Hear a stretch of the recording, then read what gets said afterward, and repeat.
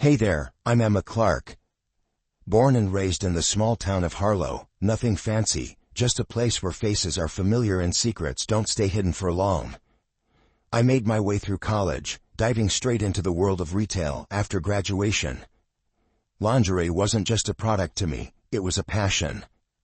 I worked my tail off and eventually, I was the proud owner of a chain of lingerie stores that spanned from cozy little boutiques to swanky outlets. Work was my life, and I was good at it, damn good. But you know how it goes. After stacking up those hours, days, and months into a neat pile of success, I started feeling like there was something missing. That's when Michael came into the picture. It was just a ping on my phone at first, a friend request from a guy with a sharp suit and sharper eyes, judging from his profile picture. I didn't know him, but a quick peek through his profile showed a man who seemed to have it all together, a lawyer, which explained the fancy suit. Curiosity got the better of me, and I hit accept. It wasn't long before his first message popped up one evening while I was balancing my accounts. Michael. Hey Emma, thanks for accepting my request. Noticed we have a few friends in common. How's it going? Simple enough, right? But it was his follow-up messages that really got me. He was witty and had a way of making me laugh, even after a long day. I remember one night, we were chatting about something stupid, like the worst pickup lines we'd ever heard, and his humor just clicked with me. Michael. Ever had this one? Are you a magician? Because whenever I look at you, everyone else disappears. Bet you heard that one in your line of work. Emma. Oh, for sure, top of the cringe chart. My comeback? Are you a photographer? Because I really want to lead the shoot. He laughed, or at least, he typed out a laugh. Hard to tell, but it felt genuine. After a few weeks of chatting, he suggested meeting up in person. Just a casual coffee, to put a real face to the text, he said. It sounded good to me. The first time we met, it was at this little dive that I loved, because they didn't skimp on the caffeine. He was already there when I walked in, scanning a newspaper. He looked up, and that sharp-eyed, professional profile picture did him no justice. He was better in the flesh. Emma? Wow, you actually look like your pictures. That's a rarity in this city. Well, thanks. I think you're not so bad yourself, despite the lawyer vibe. He laughed, and that icebreaker just melted away any awkwardness. We talked for hours. It wasn't just fluff either. Michael had depth. He asked about my business, my dreams, and listened, really listened, to what I had to say. The thing about Michael is, he never did anything by halves. When we'd been seeing each other for a year, he decided it was time to take things to the next level. I was closing up shop one chilly evening when he showed up unannounced, his breath misting in the cold air as he held out a small, velvet box. Emma, I've been thinking, he started, and boy, did he look nervous. We've been doing great, you and me. I think it's time we thought about making this a permanent deal. I froze, the keys to the store still in my hand. Michael, are you saying what I think you're saying? He cracked a smile, that charming, lopsided grin that always made my heart skip. Yeah, I am. Marry me, Emma. Let's not play around anymore. I want you as my partner, for good. My heart was racing, my mind spinning with 1,000 thoughts. Marriage? Was I ready? But looking into his eyes, seeing the earnestness there, it felt right. Yes, I breathed out. Yes, I'll marry you. But then he shifted, his expression turning serious again. There's something else, though. We need to talk about some legal stuff. Prenup stuff. The word prenup hit me like a bucket of ice water. Prenup? Really, Michael? Is that necessary? He hurried to explain, holding my hands in his to stop them from trembling. Listen, it's not that I don't trust you, Emma.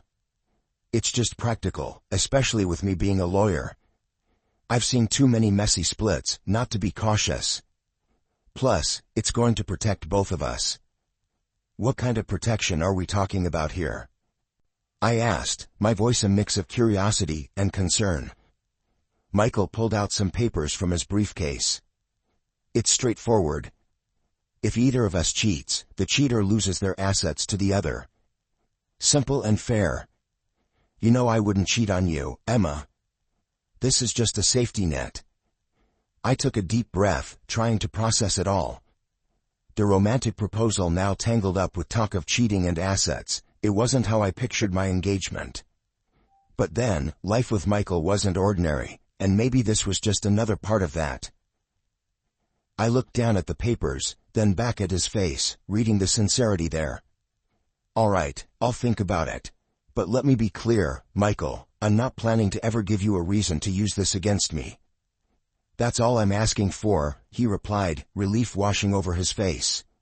We went out to celebrate that night, and despite the weird mix of emotions, the evening was perfect. The restaurant was cozy, the food delicious, and Michael was attentive, making me laugh and forget about the legalities for a few hours. Later, as we walked back to the car under the stars, Michael stopped and pulled me close. You know I love you, right? No piece of paper's gonna change that. I nodded, resting my head against his chest. I know, Michael, I love you too. Just, let's make sure this prenup thing doesn't mess us up, okay? He kissed the top of my head. It won't. Promise. And that was it. I signed the prenup a few days later, after reading it over with my own lawyer, just to be sure. It felt weird, signing a document that talked about the end of a marriage when ours hadn't even begun. But love's a gamble, and I was all in. I just hoped my bet on Michael was the right one. We were the couple everyone envied, always laughing and whispering to each other at parties. But a few months in, things started to change. It wasn't something I could put my finger on right away, just a chill that settled over us slowly. The real trouble started a few weeks later. We were out shopping, and I was looking for some new scents in a perfume shop.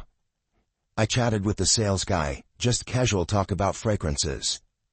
When we left the store, Michael was fuming. Who was that? He barked as soon as we were clear of the crowded mall. I was taken aback. The sales guy? I was just asking him about the perfumes. Why?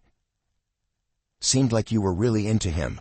Michael shot back, his eyes hard. Are you serious right now? I stopped walking, staring at him in disbelief.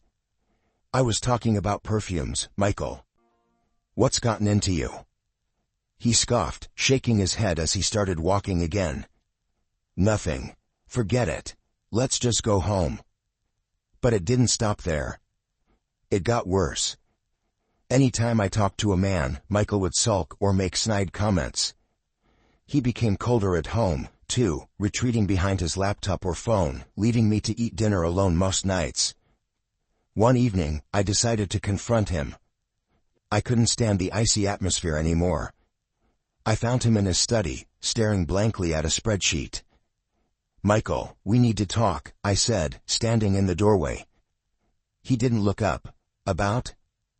About us. About how you've been acting lately. I walked over and closed the laptop in front of him. You've been distant, and any time I interact with another guy, you act like I've committed some crime. He rubbed his temples, sighing heavily. Emma, you don't understand the pressure I'm under at work. And when I see you, laughing and chatting with other men, it gets to me, okay? And sometimes, I feel like you don't respect our relationship enough to keep your distance. We stared at each other, the air thick with unsaid things, and the echo of our raised voices. But then, something new stirred the pot. Rumors from friends started trickling in, saying Michael had been telling people I was a flirt, chatting up other men whenever he turned his back. I couldn't believe it. You've been talking about me behind my back. Telling people I flirt with other guys? Look, Emma, it's not like that. I might have said something here or there, but it's only because I see how they look at you, how you... Stop. I cut him off, my anger peaking. I don't believe this. You have no right to spread lies about me. You're supposed to be my partner, Michael, not my biggest critic. After that last big fight, things between Michael and me cooled off a bit. One morning, I found a note from Michael on the kitchen counter. His handwriting, usually so precise, looked rushed this time. I picked it up, my heart pounding a little harder than usual. Emma, let's try to start over. Meet me at the Grandview Hotel, room 204, at 8 p.m. tonight. Let's put the past behind us and move forward. M. I stared at the note for a long minute. This was unexpected. Maybe this was his way of reaching out, trying to mend things. I decided to go, hope fluttering in my chest like a fragile bird. The day dragged by. Work was a blur. I couldn't focus on the customer orders or the inventory. My mind kept drifting back to the note, to what the evening might bring. Could we really start over? By the time I shut the shop and headed to the hotel, I was a bundle of nerves. When I arrived at the Grandview, my palms were sweaty. I checked my reflection in the car mirror, fixed my hair, dabbed on a bit of lipstick. Not too much. I didn't want to look like I was trying too hard. Room 204 was on the second floor. The hallway was quiet, just the soft hum of the air conditioning. I knocked. No answer. I knocked again, then, with a hesitant hand, turned the doorknob. It was open. The room was dimly lit by a bedside lamp, casting long shadows across the bed. There was an open bottle of wine on the table, 2 glasses beside it, and a small plate of fruit slices. But no Michael. Michael? I called out, stepping inside, letting the door click shut behind me. Are you here? Silence. Just the soft whir of the air conditioner. I thought about leaving, but then I decided to wait. I poured myself a glass of wine, the red liquid swirling in the glass. Just 1 glass, I muttered to myself, to calm the nerves. I took a sip, the wine rich and a little too sweet. I sat down on the edge of the bed, my mind racing. The wine was starting to make my head a bit fuzzy, or was it my nerves? I lay back, just to rest my eyes for a moment. The room spun gently, and then everything went black. When I woke up, it was dark outside. I tried to sit up, but my head was pounding, and my thoughts were foggy.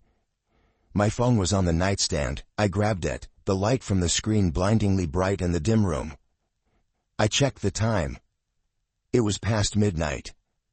Panic clawed at my chest.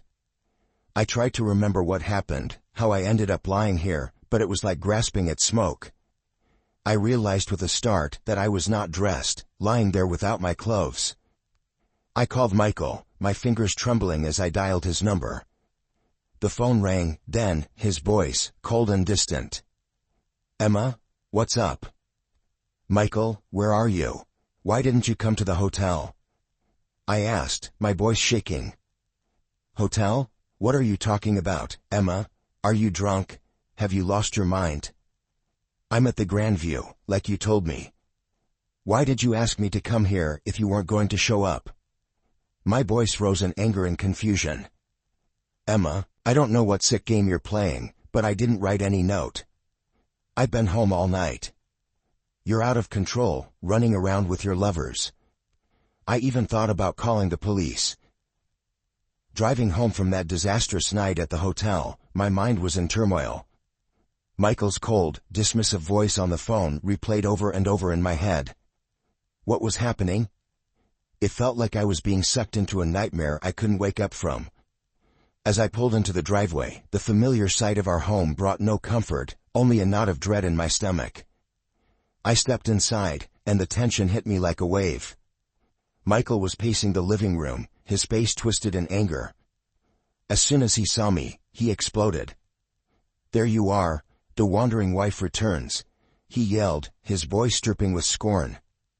Michael, please, we need to talk. Something very wrong happened tonight. I pleaded, my voice shaky but desperate to make him understand. But he wasn't listening. Instead, he slammed a stack of photos on the table. Explain these then, he shouted. I picked up the photos, my hands trembling. They showed me in a hotel room, in bed with a man I had never seen before. My heart sank. Michael, I don't know who this is. I swear, I've never seen this man before. Something happened to me tonight, something I can't explain. He laughed, a harsh, mocking sound that sent shivers down my spine. A monstrous mistake? Or just your monstrous behavior? Marrying you was the real mistake. I felt tears prick my eyes, but I fought them back, needing to stay strong, to stay clear-headed. I didn't do this, Michael. You have to believe me. But he wasn't done. Believe you? Why should I? You're a liar and a cheat. And I'll make sure you don't get a cent from me. I'm going to court, and I will take everything from you, as per our agreement. He spat out before grabbing his suitcase, already packed, and heading for the door. With a final glare, he slammed the door behind him, leaving me alone in the echoing silence of the house. I collapsed on the couch, my body shaking. The pain in my head was relentless, throbbing with an intensity that made it hard to think. But it was more than just a headache. It felt like my brain was foggy, my memories of the night blurred and inconsistent. That's when it hit me, the wine. I had only one glass, but the dizziness and the blackout didn't make sense. It was too extreme, too sudden.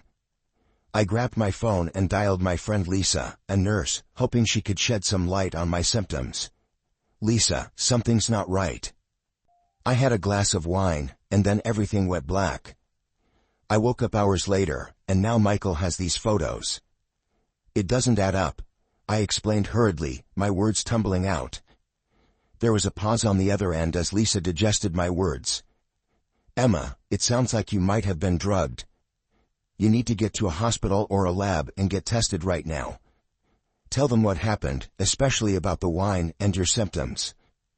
The drive to the lab was a blur, my thoughts racing as I tried to piece everything together. At the lab, I explained the situation to the technician, who nodded solemnly and took several vials of blood.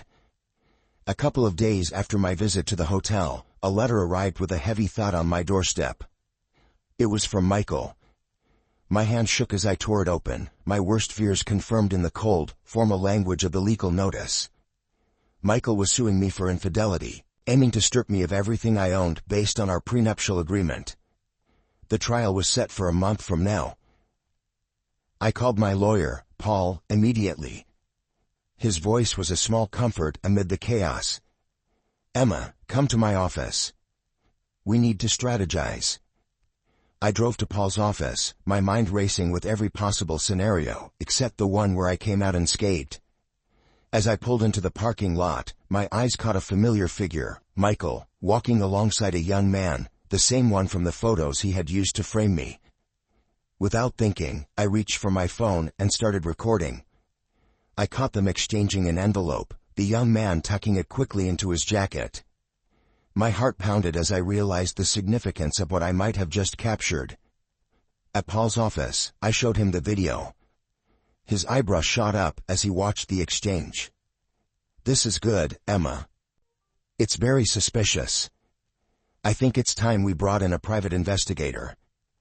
Paul's friend, a seasoned private investigator named Jack, took the case. He moved quickly, tailing the young actor and digging into his background. A few days later, Jack called us into the office with news. I've spoken to the kid, Jack started, his expression serious. He's a bit of an actor, down on his luck. Said your husband hired him to play a part. The part? Your lover. He also confessed that your husband planned everything, even the drugged wine. As we were talking, my phone pinged with an email, my blood test results. I opened the attachment, my breath catching as I read the findings. Positive for a potent sedative, just as Jack had said. I passed my phone to Paul, who read the results and looked up, his eyes hardening with resolve. This is it, Emma. This is what we need. With this evidence, we can not only defend you, but also turn the tables on Michael. Paul advised keeping everything under wraps until the court date. Let's not tip him off. We'll hit him with this in court, give him the surprise of his life. A week had passed since the hotel debacle, and I was back in the familiar confines of my lingerie store, trying to keep my mind off the upcoming court date. It was a regular afternoon until Michael walked in, a woman on his arm. Emma, meet Lila, my bride-to-be, he announced with a pride that didn't quite reach his eyes. Lila looked young, too young perhaps to understand the type of man she was dealing with. She glanced at me with a mixture of curiosity and judgment. Michael wasted no time stirring up trouble. "Take a good look around, Emma. Soon enough, all this will be mine." His arm swept across the expanse of my store with theatrical grandeur, a smirk playing on his lips. Lila's eyes followed his gesture, her look hardening with more conviction. I wanted to reach out, to warn her, but I remembered Paul's strict instructions to keep quiet until the hearing. All I could do was smile thinly and respond with as much dignity as I could muster. "We'll see what the judge has to say about that, Michael." The day of the court session arrived all too quickly. The courtroom was austere, the air thick with anticipation. Michael, ever the lawyer, chose to represent himself. He stood, adjusting his tie, a clear show of self-assurance as he prepared to deliver his opening statement. "Ladies and gentlemen," Michael began, his voice steady and clear, "today you will see the true colors of a woman who not only broke the vows of marriage but sought to destroy the sanctity of our home with her deceit. As you will see from these photos," he continued, gesturing to the evidence displayed on the screen behind him, "my wife, Emma, was not the faithful partner she promised to be." The photos from the hotel room flashed up, eliciting murmurs from the courtroom. For months, I lived in torment, suspecting her infidelities. And finally, as these pictures show, my worst fears were confirmed. He paused, letting the weight of his words sink. He walked closer to where I sat, his eyes locked on mine. "Emma here would have you believe she's a victim, an innocent caught in circumstances beyond her control." His tone was scathing, his words rehearsed, but effective. "But I tell you, she is not a victim. She's a perpetrator, a destroyer of our union." As he spoke, I could see the calculated pauses, the measured glances at the judge, the way he laid out each sentence with the precision of a seasoned attorney. "The evidence is clear, undeniable. Emma's actions have caused irreparable damage, not just to our marriage but to the very fabric of trust that binds any relationship," Michael concluded, his speech crescendoing in a dramatic plea for justice. My lawyer, Paul, had a calm demeanor as he rose to address the court, his briefcase full of the evidence that would clear my name. "Your Honor," Paul began, his voice steady and commanding, "today, we not only defend Emma Clarke's honor but also reveal a pattern of deceit perpetrated by her husband, Michael Clarke." He motioned to the back of the courtroom, and the actor who Michael had hired walked in, his presence causing a stir among the spectators. Paul asked him to share his involvement, and the young man looked nervously around before speaking. "I was hired to act a part. I thought it was just a prank," he admitted, his voice shaky. "I didn't realize the seriousness of what was being orchestrated." Paul nodded gravely, then presented the blood test results to the court. These results show that Emma was incapacitated against her will, drugged by substances she had no knowledge of consuming. The courtroom murmured as the implications sank in.